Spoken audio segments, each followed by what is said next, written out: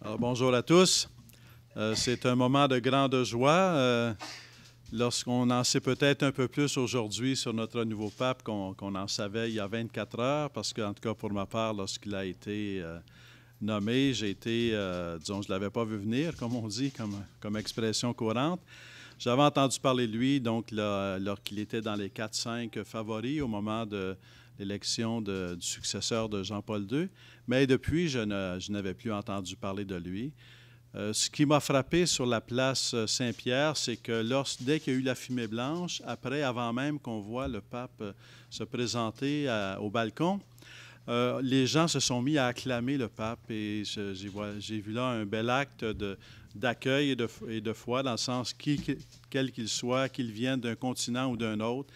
La foule exprimait qu'elle était prête à accueillir celui qui était choisi par les cardinaux comme un père pour l'Église, mais aussi comme une figure qui inspire dans le monde aujourd'hui. Un autre élément qui m'a vraiment frappé et ému, c'est le nom qu'il a pris, François. François, c'est une des plus grandes figures de l'histoire de l'Église.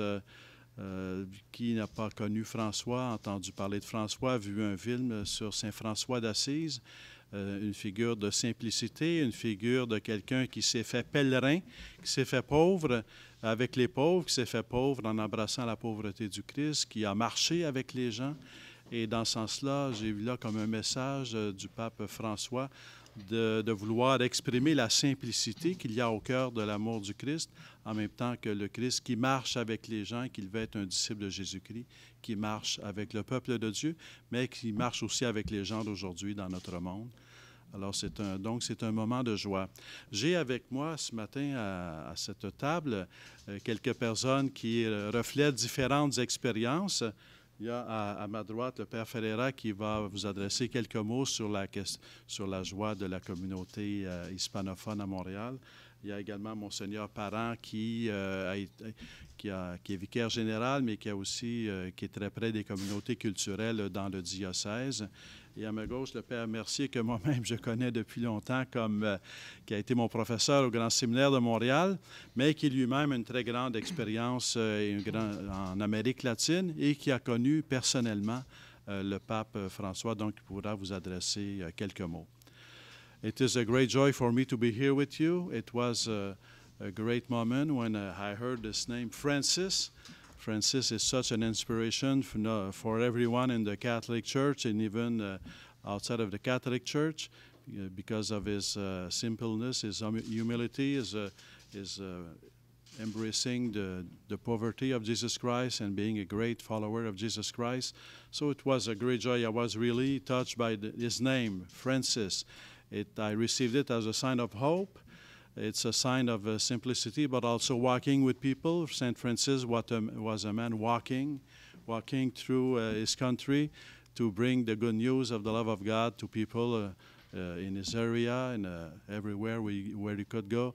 So I see Pope Francis as being a conveyor of the simplicity of Jesus Christ, the love of God, and it's a great sign of hope to have him with us. And with me, there are a few people to enrich our presentation. Father Ferreira from the Spanish community in Montreal, Monseigneur Parent, who's been in contact for many years with the different cultures in the Diocese of Montreal, so in his cultural communities. And Father Mercier, who's lived many years and worked many years doing ministry in South America. And who knows also personally our new Pope, Pope Francis. So I will first maybe begin with Father Ferreira, so as he can convey to us a few of his experiences for the last few hours. Oui, bonjour à tout le monde. Je suis le Père Fernando Ferreira, missionnaire claretin et responsable de la mission catholique latino-américaine de Montréal, Notre-Dame de Guadalupe. Comme bien a dit Monseigneur Lepin, notre archevêque, c'est une grande joie pour la communauté latino-américaine. On se considère latino ici à Montréal d'avoir un pape latino-américain, mais un pape très simple, qui ça donne aussi la joie de notre gens simples qui arrivent ici. Il y a une grande communauté hispanophone catholique à Montréal Et pour nous, c'est une fierté, mais aussi c'est un engagement pour continuer à travailler ensemble, en fraternité, comme il a dit hier, et pour continuer à grandir dans la foi. C'est le sujet de notre année de la foi ici, grandir dans la foi, être à la recherche de Jésus. Et aussi pour voir que ce n'est pas lui qui devrait le faire, c'est tous ensemble, en baptisant aussi une grande fraternité. Il avait dit ces mots en italien, évidemment. Et on essaye de faire ça avec tous les hispanophones qui parlent français, anglais, différentes langues, ici à Montréal, mais aussi de s'intégrer à cette église, de vivre ensemble, de vivre comme communauté diocésaine, mais de les aider à s'intégrer et à vivre les valeurs évangéliques dans ces réalités d'accueil ici à Montréal. Moi aussi, j'ai été frappé par quelques beaux petits gestes spontanés que le Saint-Père a fait, arrivant à la loggia avec les deux mains de chaque côté, un peu surpris de ce qui lui arrivait. Et un beau geste qu'il a posé, c'est celui d'incliner la tête et de dire, avant que je vous bénisse, je vous demande comme peuple de Dieu de me bénir. Quelle profession de foi dans la richesse de l'Église, de cette communauté dont il était le pape, mais de qui il demandait aussi un signe de bénédiction et de prière. Moi aussi, son nom me frappe, non seulement pour Saint François d'Assise, dont vient de parler l'archevêque, mais aussi pour... c'est un jésuite, hein? Alors, il y a des grands saints François aussi dans la communauté jésuite. Les grands saints François Xavier, qui est parti au début comme compagnon pour aller annoncer Jésus-Christ en terre des Indes. Et on vient de sortir d'un synode sur la nouvelle évangélisation. Moi, je me suis dit, tiens, ça, c'est un beau petit clin d'œil à Saint François Xavier pour avoir cet enthousiasme d'annoncer Jésus-Christ, qui est une bonne nouvelle, le christianisme et ce qui pouvait arriver de plus beau à l'humanité. Alors, il nous remet en ce sens-là dans notre détermination d'annoncer la bonne nouvelle.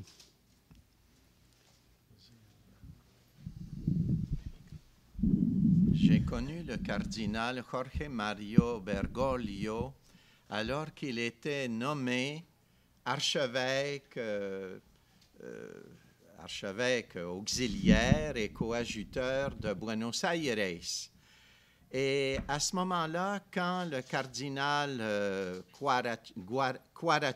Guaracino a laissé son ministère à Buenos Aires, donc le cardinal Bergoglio est devenu l'archevêque en poste, siège épiscopal à Buenos Aires. À ce moment-là, il était déjà connu comme jésuite remarquable en Argentine, puisqu'il avait été provincial des Pères de la Compagnie de Jésus en Argentine. Il avait aussi été maître des novices. En fait, c'est un homme remarquable qui enseigne davantage par ce qu'il est que par ce qu'il dit. Alors donc, il ne faut pas s'attendre là à des déclarations très éloquentes de sa part, mais c'est un homme qui insiste sur le faire plus que sur le dire. Et donc, à ce moment-là, je côtoyais plusieurs évêques argentins et plusieurs évêques me disaient « Le plus beau cadeau qu'a fait à l'épiscopat argentin le cardinal Guaracino, c'est de nous avoir donné l'archevêque qui lui succède, c'est-à-dire Jorge Mario Bergoglio. » Et à la suite de cela, eh bien, j'ai commencé à le côtoyer. Plusieurs fois, j'ai été avec lui. Et puis, il y a plusieurs anecdotes qu'on peut raconter qui font un portrait, je dirais, très cohérent, très précis de ce qu'il est. On a parlé depuis les débuts du pape des pauvres, mais on n'a pas parlé du tout, on n'a pas mentionné du tout sa relation avec les plus pauvres parmi les pauvres qui sont les prêtres. Or, j'ai une anecdote que je voudrais ici raconter. J'étais avec d'autres prêtres de Buenos Aires, j'étais à Bariloche. Ne me dites pas que je me promène beaucoup, c'est la Suisse de l'Amérique. C'est un très bel endroit. Donc, j'étais là et puis, vous savez que les Argentins ont conservé cette coutume espagnole de souper à 10h30, 11h le soir. Alors, quand je vais en Argentine, je suis pendant 2 mois à ne pas souper, parce que moi, c'est l'heure où je dors. Donc, on avait soupé, plusieurs prêtres, on était 4 prêtres, 2 prêtres de Buenos Aires, qui étaient allés en vacances, on s'était rencontrés. Alors, on a soupé ensemble à un restaurant. Et après le souper, bien, chacun est parti de son côté et on a appris à 2 heures de la nuit qu'ils avaient eu un accident et un d'entre eux était gravement blessé. Alors, on s'est donc réunis, on s'est retrouvés et puis un des prêtres de Buenos Aires a dit « Eh bien, on va appeler le cardinal Bergoglio. » Mais j'ai dit, il est 2 heures du matin. Bien, il dit, ne vous en faites pas. Chaque prêtre de Buenos Aires a un numéro de téléphone pour rejoindre le cardinal Bergoglio 24 heures sur 24. On l'a donc appelé et il a répondu lui-même. Il dormait.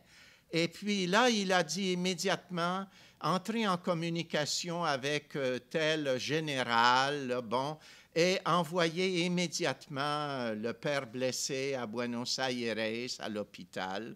Et puis, j'ai été vraiment impressionné par cette attitude de père. C'est un véritable père. On dit qu'il est près des pauvres, bien, pour être près des pauvres, il faut jouir d'une dimension de paternité très profonde.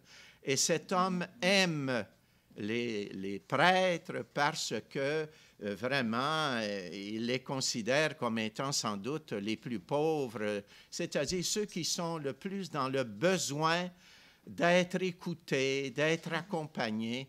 Et moi, je dis que ce pape, certainement, va révolutionner parce que il se rapproche beaucoup de l'attitude de Jésus, qui a été un grand révolutionnaire par ce qu'il a fait et non pas seulement parce qu'il a dit. Hein? C'est le faire sur lequel il faut insister. Alors, il va donner une image de la papauté très, très différente de celle de ses prédécesseurs. Et puis, je crois qu'on devra être fiers, nous, les catholiques, d'avoir un pape aussi près de la vie de l'Évangile. Bien. Merci. On va procéder à la période de questions en français d'abord. Si vous voulez approcher des micros, on en a 2. Pas de questions en français? Oui.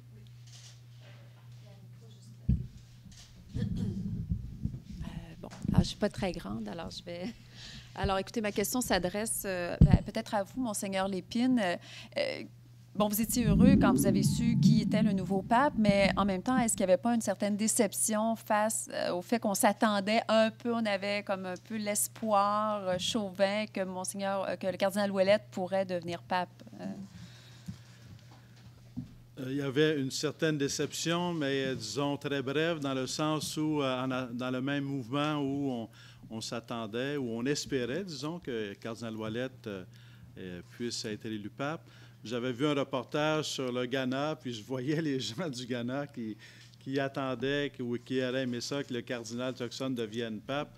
Alors, je m'étais dit à ce moment-là, d'où que vienne le pape, ça va être bien parce qu'il va y avoir un peuple quelque part qui va être content, des gens qui vont être réconfortés. S'il vient d'ici, c'est bien, puis s'il vient d'ailleurs, c'est bien. Fait que dans ce sens-là, ça a été plus dans le sens que dès prime abord, en voyant d'être prêt à accueillir celui qui serait choisi par les cardinaux, puis de me rallier à sa figure dès les débuts. Alors, donc, c'est dans ce sens-là que, oui, ça aurait été bien que le cardinal devienne pape, mais c'est très bien que ce soit un autre, puis ça apporte des dimensions que personne n'avait prévues, alors c'est très bien. J'aurais une deuxième question pour vous. Des fidèles ont été rencontrés hier sur le parvis de l'Oratoire Saint-Joseph, donc des gens qui ont la foi et qui étaient là pour les bonnes raisons. Et plusieurs disaient, oui, on est content que ce soit un pape d'Amérique latine, mais on espère surtout que ce soit un pape de la modernité, qu'on voit une ouverture face aux femmes dans l'Église, qu'on voit une ouverture face à toutes les prises de position parfois jugées très de droite par l'Église catholique. Est-ce que vous pensez qu'on peut s'attendre à une ouverture de la part de ce nouveau pape? Disons, la vie de l'Église a plusieurs dimensions. Le fait d'avoir des convictions et de transmettre des messages, ça fera toujours partie de la vie de l'Église. Par contre, ce n'est pas la seule dimension. La dimension d'être avec les gens, de marcher avec les gens, la dimension de dialogue, c'est aussi très importante. Puis pour moi, c'est une figure d'espérance dans le pape François, c'est qu'il se présente avec une expérience qui a été exprimée tout à l'heure, une expérience d'être avec les gens, de marcher avec eux. Parce que dialoguer, c'est non seulement avoir des convictions qu'on exprime, mais c'est aussi écouter les autres, c'est aussi apprendre des autres. Fait que les convictions, elles vont continuer, mais en même temps, de renforcer la dynamique, d'être là pour les personnes. Parce que les convictions, c'est un dialogue pour le bonheur de l'humanité, si on veut. Et c'est compréhensible qu'il y a des convictions différentes. Mais dans une perspective du dialogue, on peut au moins marcher ensemble. Merci. Merci. D'autres questions en français? In English. Yes. So are there any questions in English that media would like to pose? Yes, CTV? Yes, yes, Maya Johnson with CTV. If I could just piggyback on my colleague's first question to you in French and just describe for us if there was any disappointment when we found out that Cardinal Ouellet didn't get this position that many had hoped for. Yeah. Before the name was announced, for myself and a few others, we would be glad if Cardinal Ouellet would be elected. But at the same time, we were conscious that there are cardinals from other parts of the world. And finally, for us, talking with each other, I was with bishops au Cap de la Madeleine in Trois-Rivières. And the most important thing was the fact that the Universal Church has to be universal. So that there was a real possibility from someone for any continent was the most important thing. And we're glad with the coming of someone from Argentina who brings a lot of experience from the Spanish world, but from South America. And but also a Pope has always the responsibility of Universal Church always, but you're always local also. So it's a good, it's a sign of hope, I would think. You talked about the significance of the name Francis. Can you just expand on that for us and describe the humility that you see in this new Pope? Saint Francis, when he was 25 years old, met a poor man. And his first reaction might have been to not look at him and go around him. But somehow he was a fire burned within him, and he embraced this poor man. So from there on, it was a sign that it led him to embrace the poverty of Jesus Christ. So it led him to a simple life, but also a life of walking with people, walking with the poor, or people from every kind, and bringing the deepness of the love of God for each one of us, whoever we are. In that sense, it's a name so important in the life of the church and the story of the church. By itself, it's already a full message. Just choosing the name is a message. So I was very impressed by the choosing of the name Francis. And one last question, how much time will you be spending in Rome, and what are you expecting out of this trip? I'm leaving in a few hours to convey the prayers and the wishes, the best wishes of the Diocese of Montreal. I'll be there on Tuesday, where there'll be the inaugurational Mass. And I'll be back next Friday for the Holy Week that will come along in the church and here in Montreal. Merci. Thank you.